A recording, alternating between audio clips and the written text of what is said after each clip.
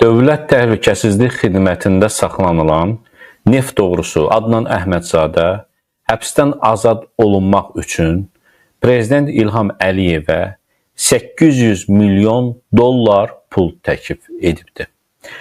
Əvvəl də xəbər vermişdim ki, Adnan Əhmədzadənin Dövlət Təhlükəsizlik Xidmətində istintaqı gedir, amma bu istintaq məhz ona qarşı irəli sürülmüş Cinayət Məcəlləsinin ittihamları, maddələri üzrə deyil, pullar barədədir. Hardan nəyi var, nə qədər pulu var, onların hesablaması gedir və bir neçə audit dəvət olunub, çağırılıb Dövlət Təhlükəsizlik Xidmətinə, həmçinin də Adnan Əhmədzadənin bir neçə işçisi, hesabatçısı, auditi və birgə Adnan Əhmədzadənin sahib olduğu sərvətlər hesablanır. Lakin hələ bundan əvvəl tam nəticə çıxmayıb ki, onun nə qədər pulu var Dövlət Təhlükəsizlik Xidmətində. Bundan əvvəl Adnan Əhmədzadə azad olunması üçün konkret elə lap başlanğıcda konkret rəqəm deyibdi və bu rəqəm 800 milyon dollardır.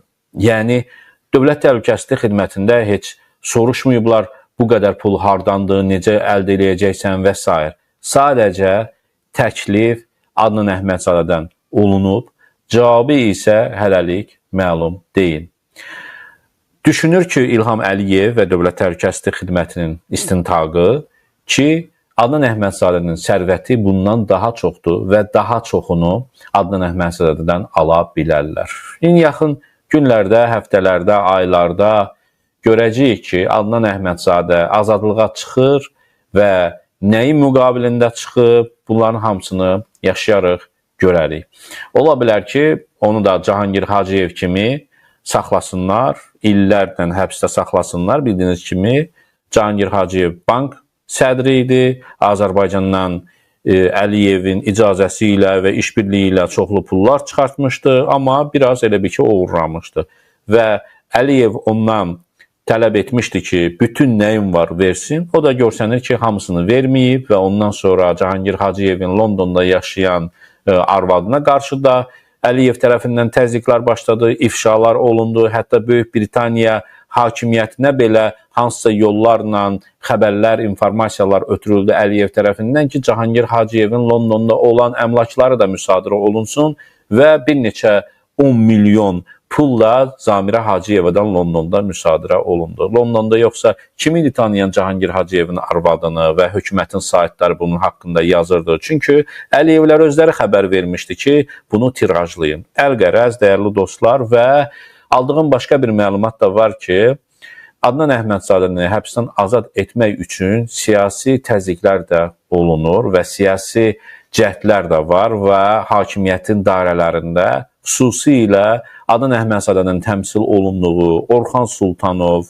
və Türkiyədə olan şəbəkə və onların da içərisində qlobal media qrup, bunun rəhbərliyi Azərbaycan hakimiyyətinə bir zəri kimi yapışmış şəbəkə, bir sekta yaratmış media qlobal qrupu da buna cəhd göstərir. Heç də təsadüfi deyil idi ki, Adnan Əhmədzadənin həbsi barəsində bir balaca cümlə belə nə oxu az, nə report az, nə Türkiyədəki rəhbərli olan o media qrup, haber media qrup qlobal, bunlar belə Adnan Əhmədzadənin həbsindən yazmadılar və indi də cəhd göstərirlər Adnan Əhmədzadəni azadlığa buraxsınlar.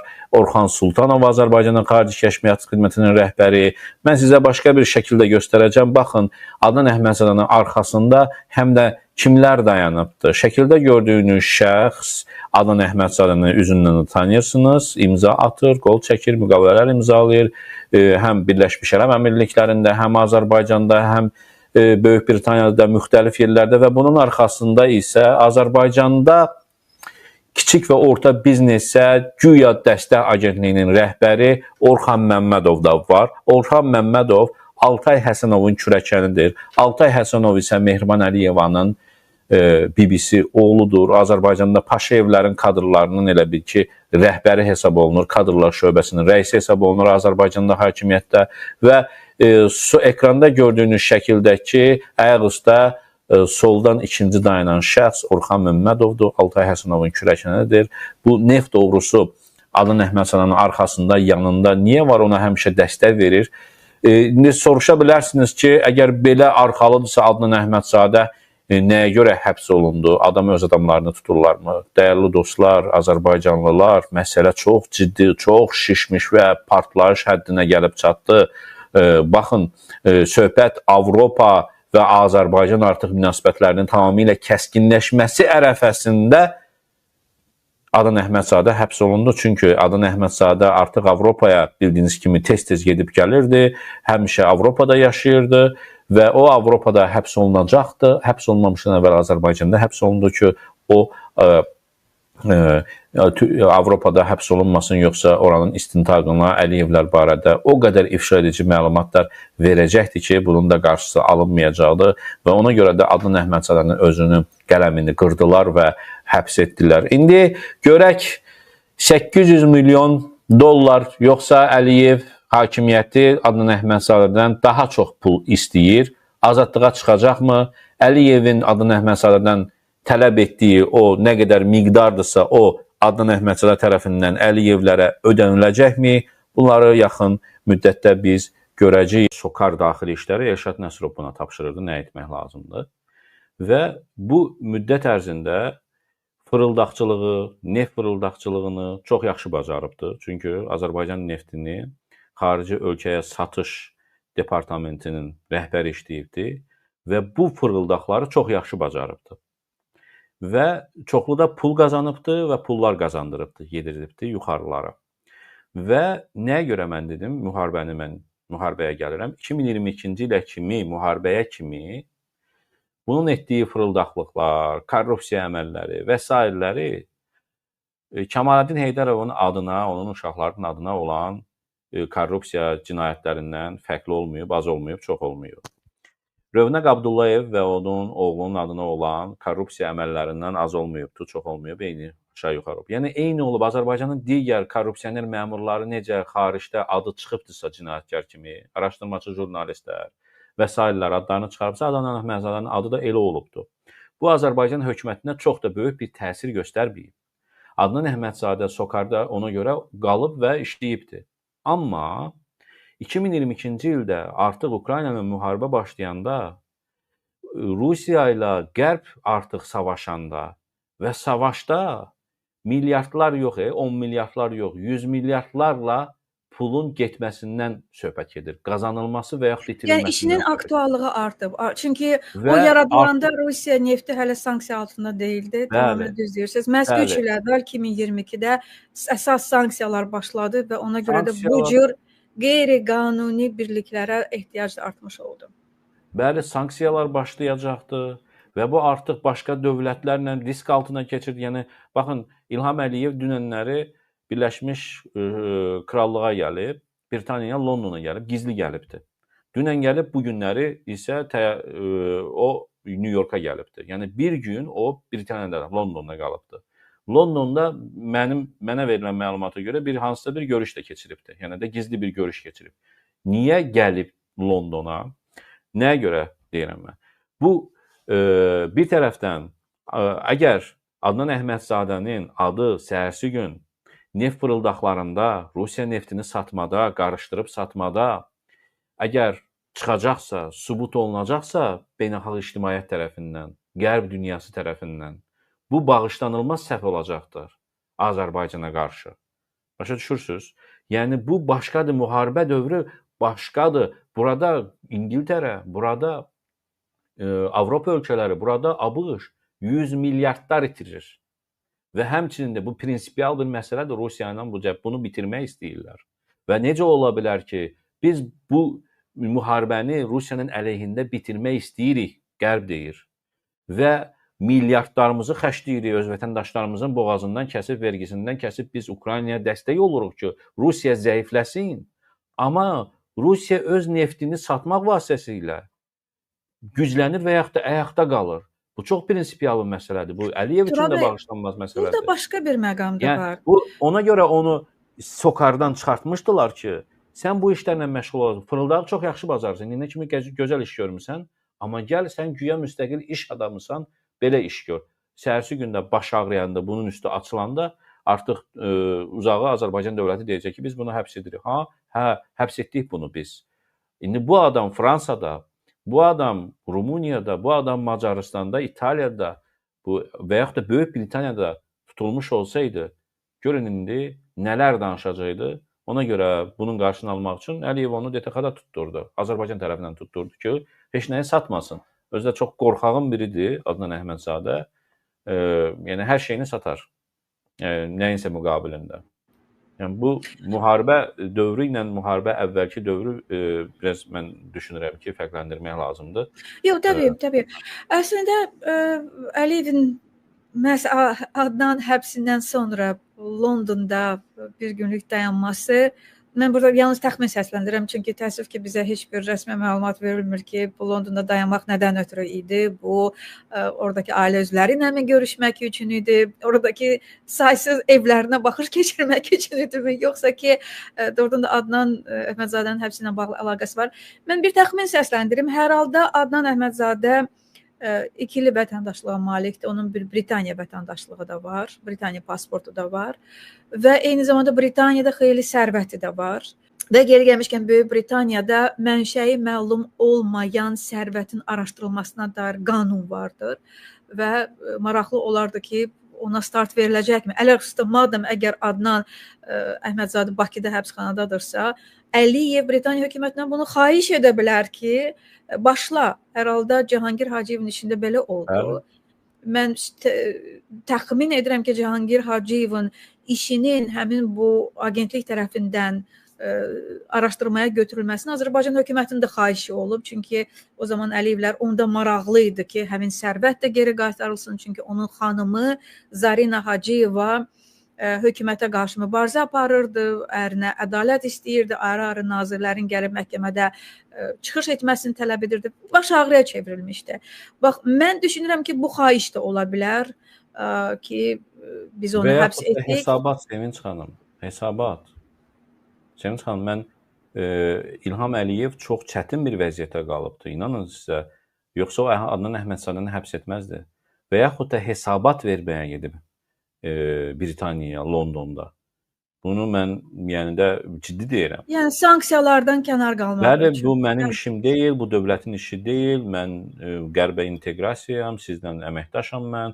Britaniya mənim uzun zamandan bəri Qafqazda, Azərbaycanda strateji tərəfdaşımdır, nefti, nəqlini və s. biz sizdən öyrənmişik və hamı çox yaxşı bilir ki, Azərbaycanda Əliyevlərin hakimiyyətdə qalmasının da göz yumanlardan da biri Britaniya hökumətidir və bu hesabatdır. Əliyevin Londonda dayanıb, mən təxmin edirəm, yəni mənə dedilər ki, kimlənsə də görüşübdür. Bilirəm ki, ailə üzvlərinin orada görüşüb.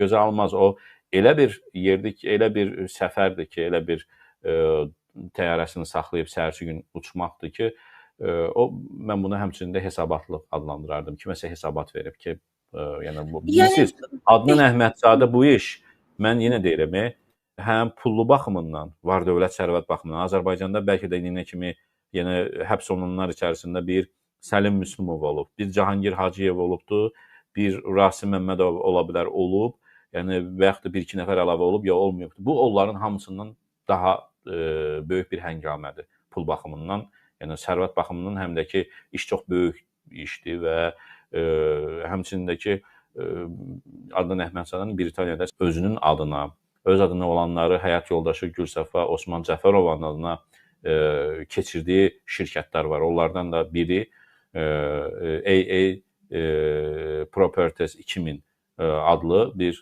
şirkəti var. O başlanğıcını da ondan başlayıbdı. Ondan sonra da arvadının adına keçiribdi onu. Mən onun qarşısından da həmən onun şirkətin qeydiyyatda olduğu binanın qarşısından da çəkiliş eləmişəm və onun sənədlərində və s. də göstərmişəm Londonda.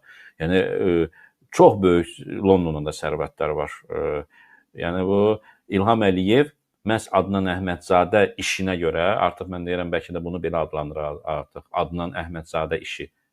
Adnan Əhmədzadə işinə görə və bu fonda baş verənlərə görə Londona gedib həm hesabatlılıq, həmçindəki siz dediniz. Bilirsiniz, əslində mənə elə gəlir ki, bu ad hələ tələsməyək. Çünki əslində Adnan Əhmədzadə burada nisbətən xırda bir fiqurdur. Bu işin içərisindən daha böyük fiqurlar çıxacaq. Məsələn, indi artıq Vagit Alikberovla bağlı yəni işbirliyi olub. Rusiya milyarderi və eyni zamanda Lukoylun rəhbəri. Məsələn, hər halda Vagit Alikberov daha böyük addır, nəinki Adnan Əhmədzadə. Daha sonra, yəni Rus gigantları ilə bunlar işləyiblər, Rus neft gigantlarla işləyiblər. Daha sonra burada bir yəni o Rusiya neftinin Azərbaycan nefti ilə qarışdırılması və ona fake Azərbaycan nefti sertifikatının adı altında bazarlara vurulması bu həqiqətən də çox böyük bir fiksiya olubdu. Yəni saxtakarlıq sxemi, mexanizmi olubdu və kimisə cəzalandırmaq lazımdır buna görə. O başqa məsələ ki, bu hansı səviyyədə edilib və doğrudan da Adnan Əhmədzadə səviyyəsində mi edilib, ondan qat-qat böyük səviyyədə mi edilib? Və mənə elə gəlir ki, DTX-da saxlanmasının səbəblərindən bəlkə də ən böyüyü də budur ki, adam danışmasın, kimlərinsə çağırılmasını tələb etməsin. Məsələn, siz xatırlayırsınız ki, neydi adı, bank sədrinin müavini Hacıyev, Cahangir Hacıyev, adam deyirdi ki, bəs çağırın bura Samir Şərifovu, gəlsin danışsın, çağırın bura filan naziri, onlar mənimlə əlbir olublar, işbirliyində olublar, adamı saxlamışlar, heç hansı naziri gəlib onunla bağlı ifadə verdi. Yəni əslində sən birini tutursansa, o birisini tutmalısan. Yəni bu həqiqətən çox böyük bir işdən söhbət gedir. Çox illik bir sxemdən söhbət gedir və çox milyardlı büdcəsi olan, içərisində ayrı-ayrı adlar altında qeydiyyatdan keçmiş Shell şirkətlərindən, offshore Shell şirkətlərindən söhbət gedir ki, onlar Britaniya Virgin adalarında, nə bilim, Dubayda, Türkiyədə və s. ölkələrdə, Maltada əlbəttə ki, şübhəsiz, yəni Malta korrupsiyanın axdığı bir yerdir. Və ona görə də belə deyək, necə deyirdiniz bura? Yəni çox sxemli işlər görüblər və neçə il bu işi görə biliblər. Təsəvvür eləyin, Rusiya neftini Azərbaycan nefti ilə qarışdırmaq, sonra bu nefti Türkiyə vasitəsilə Liviyaya aparmaq, sonra Liviya, Afrika ölkələrindən Nigeriya ilə, güya Nigeriyadan gələn neft kimi sənədləşdirmək. Bu mən onun Liviyaya, Nigeriya, daha sonra bir qərbi Afrika ölkəsi var, adı xatirimdən çıxdı orada. Orayla da əlaqəsi olub. Yəni bu neftlər bu ölkələrdən gəlir kimi videolar, şəkillər paylaşırdı.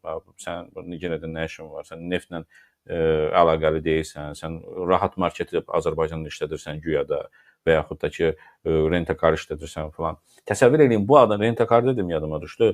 Bu adamın nə qədər sərvəti var ki, o qədər işlər var ki və öz işlərini, yəni də hamısını kiçik işlər, məsəl üçün Dubayda bir rentakar var, amma çox gəlir gətirən bir yerdir. Onun barəsində video mən hazırlayıram, çəkəcəm. Çox böyük bir salondur. Salonda da çox bahalı avtomobillərdir. Avtomobilin biri 300 min, biri 500 min. Yəni də elə bir avtomobillərdir. Bunu kirayəyə verir Dubaya gələn. Yəni bu onun üçün, belə bir yer onun üçün çox kiçik bir yerdir. Verib də bunu başqası işlədir və başqası da öz adına götürüb onu. Və hətta ki rentakarın da adını, həmən şirkətin də adını öz uşaqlarının adına qoyubdur həmən adam. İlham Qədimovdan söhbət gedir, belə bir adam. Yəni bu onunkudur. Adnan Əhmədzadənindir, amma o onun vecinə deyil. Yəni çox kiçik bir şeydir. Mən bu şirkətin, yəni də bu avtomobil kirası Dubayda olan bu salonu Adnan Əhmədzadəyə aid olması ilə bağlı Adnan Əhmədzadənin həyat yoldaşı Gülsəfə Cəfərovaya zəng elədim. Danışmadı səslə, amma yazışdıq. Onun da yazışmanı mən yayımlayacağam. Və bundan soruşuram ki, bəs güya mən buranı işlədən bir şeyəm, oranın rəhbəriyəm, meneceriyəm. Həmən menecerində üzr istəyirəm hamınızdan, amma inandırmalıyam. Yəni bunlar özləri fırıldaqçıdır. Mən istəyirəm ki, danışsın məndən, bunları ifşa eləyim. Həmən menecerində şəxsiyyət vəsiqəsini buna göndərirəm. ki, inansın ki mənəm də və həmin nömrədən. Yəni mənə bu məlumatları və şəxsiyyət vəsiqələrini göndəriblər. Siz bunları Gülsəfa ilə danışmısınız? Bəli, Gülsəfaya yazmışam, göndərmişəm. Və inanıb və deyirəm ki, hə, deyir, nə istəyirsən, mən danışa bilmirəm. Yəni bu onun üçün çox ciddi bir məsələ deyil, çox kiçik bir şeydir. Deyir, danışmaq istəmirəm mən. Nəsə sözün varsa yaz. Mən də yazdım ki, bəs bu maşınların aqibəti necə olacaqdı? Adnanı tutublar. Deyir ki, sizə zəng eləyəcəklər. Sizə zəng eləyəcəklər, ətraflıda İlhamın özündən soruş. Hə, ona deyiləcəkdir. Və sonradan da mənə başqa bir nəfər zəng eləyir. Mənim nömrəmi verib, deyir ki, mən filan kəsəm. Siz demişdilər. Onu da videoya çəkmişəm, onu da yayımlayacağam. Mən düz rusca danışır, üzr istəyirəm. Mənim də rusçam çox yaxşı deyil, amma bir-birimizi başa düşmüşük və onu da elə o şəkildə də yayımlayacağam. Yəni aylıq sizə deyirəm mən, 100 minlərlə pul gətirən bir salon onun üçün heç bir şeydir. Adnan Əhmədzadə üçün. Və bunun əsas işi sən demə bu nefti ölkələrdən ölkəyə daşımaq, güya daşımaqdır. Tural bəy, əslində siz balaca bir səhv eləmisiniz. Buyurun.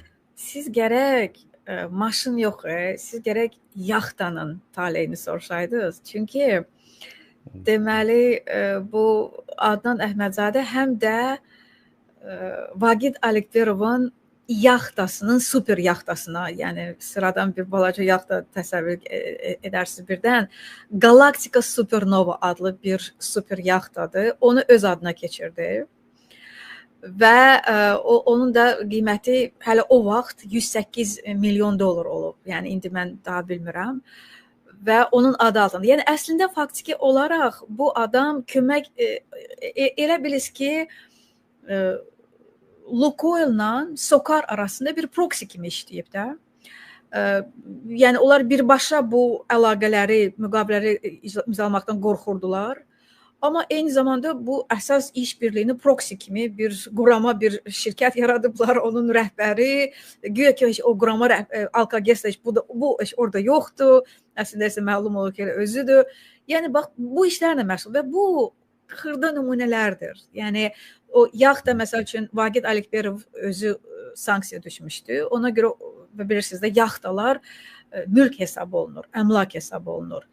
Sən sanksiya düşəndə evinlə bərabər yaxtaların da düşür və s. və onları qaçırtmaq üçün hərəyə bir yerə səpələyirdilər.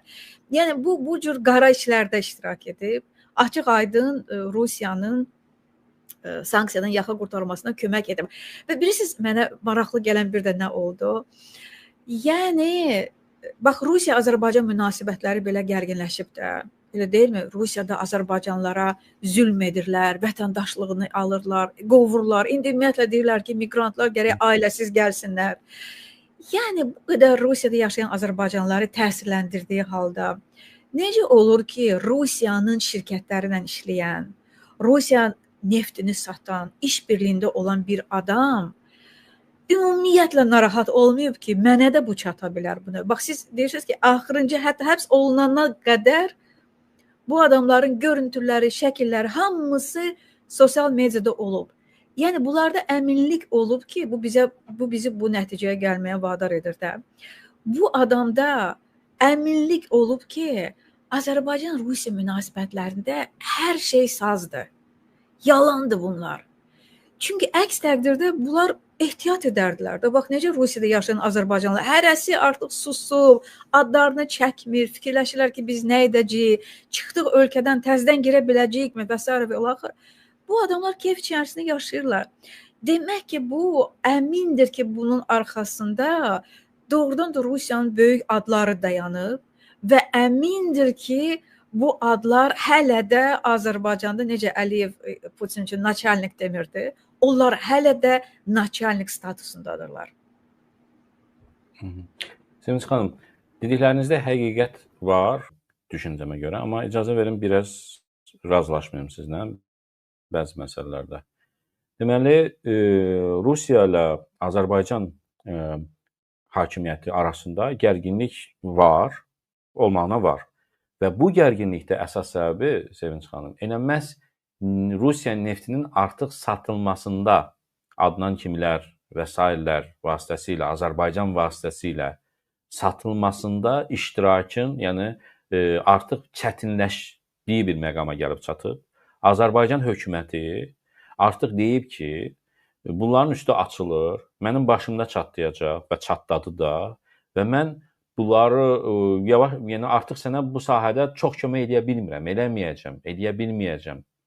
Və bunlar Rusiya hökumətini, Rusiyanı artıq biraz narahat edibdi. Baxın, SOCAR-a Ukraynada SOCAR yanacaq doldurma məntəqələrinə və bazasına Rusiya tərəfindən raketlərin atılması təsadüfi deyil idi son zamanlar.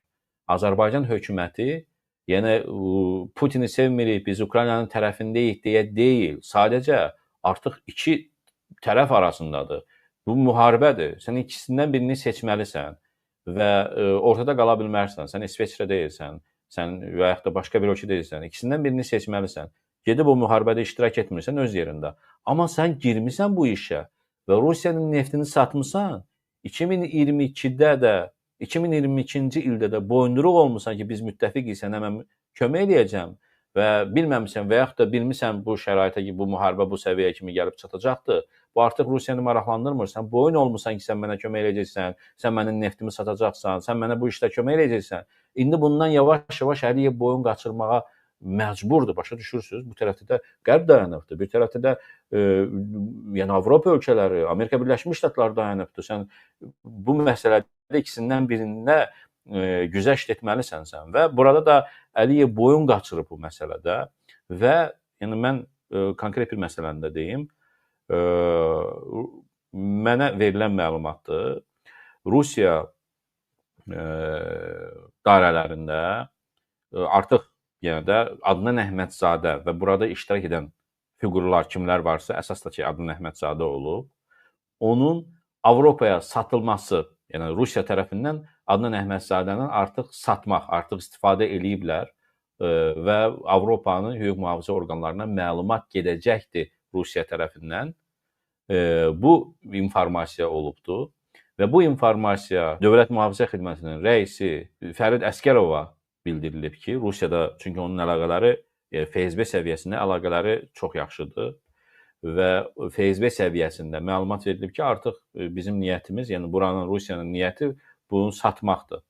Özünüz tutun, ya da bunu Avropa tutacaqdır və ona görə də bunu tutublar. Yəni Fərid Əsgərov da məlumatları İlham Əliyevə bildirib, deyib və qərara alıblar ki, tutaq TTX-nın özündə saxlanılsın bu. Çox informasiyalı adamdır. Bax, günün səsi də belə qəşəng yayıbdır. Burada göstərdim, qoyun burada da göstərim. Və efir gedə-gedə mən geri belə onun da saytına baxdım. Baxın, deməli, günün səsi və həmin o xəbər birinci buradan çıxıbdır. İndi Pərviz Həşimliyə xəbər hardan çatıb, çatmayıb bilmirəm. Amma maraqlı xəbərdir, şad xəbərdir. İnşallah deyirəm ki, Pərviz Həşimli, mən bilirəm Pərviz Həşimli Kəlbəzərdəndir. Allahın izni ilə bu günləri 65 yaşı olan Kəlbəzərli Cavid Qurbanovun da xəbərini belə yaya. Mən də bəhbəhlə deyirəm ki, halal olsun sənə Pərviz. Cavidin də videosunu paylaşdın. 65 yaşı oldu. O da Mehribana anam deyib, İlhama atam deyib, amma milyardlar oğruyubdur. Sağ əli Adnan Əhmədzadənin kimin başına olsun? Təbii ki, Cavid Qurbanovun. Cavid, o günlər sənin içində var. Allah hamd olsun. Mən demişəm də, İlham Əliyev bunların hamısını bağlayıbdır bordağa, qəşəng. Yedizdirir, içizdirir, deyir, talıyını. Pul lazım olanda qurbanlıq qoyun kimi verir rasxoda. Görürsünüz, o şey var idi. Naxçıvan xanı deyirlər, Şeymin başı, Vasif Talıbov. Prezidentin Təhlükəsizlik Xidmətinin rəisi idi, Bəylər Əyyubov. Deməli, indi prezidentin katibəsidir, işgüzar katibəsi. Deməli, Bəylər Əyyubovla Vasif Talıbov hələsi bir dənə cırığı alıbdır, bacanaqdılar. Bir qəhbəni Vasif Talıbov alıb, bir qəhbəni Bəylər Əyyubov alıb. Allah, dövlət kanalları neynədilər? Əlin Ağayev neynədi? Aləmi vurdu bir-birinə. Allah, milyardlar oğruyub. Allah, qoyma. Allah, Vasif Talıbov cinayətkardır. Bankları var, Dubayda otelləri var. Allah, Vasif Talıbov İrana torpaq satıb. Allah, Vasif Talıbovun, nə bilim, Sirapdı, Badamlı zavodu. Ay, Vasif Talıbovun general oğlu Röyəyə 8 milyona mülk satıb, ev alıb. Ay, bu general oğlu belə, ay Seymur Tombili oğlu elə. Ay, nə bilim, Rıza Talıbov belə taladı. Hay, huy, ailəmi vurdular bir-birinə. Pul satandan sonra haqq hesab. Əli Nağıyev, o iş adamlarının, məmurların qənimi və anası arvadı qəhbələrə krişalıq qalayan Əli Nağıyev pulunu alandan sonra söhbət qutardı. Söhbət qutardı.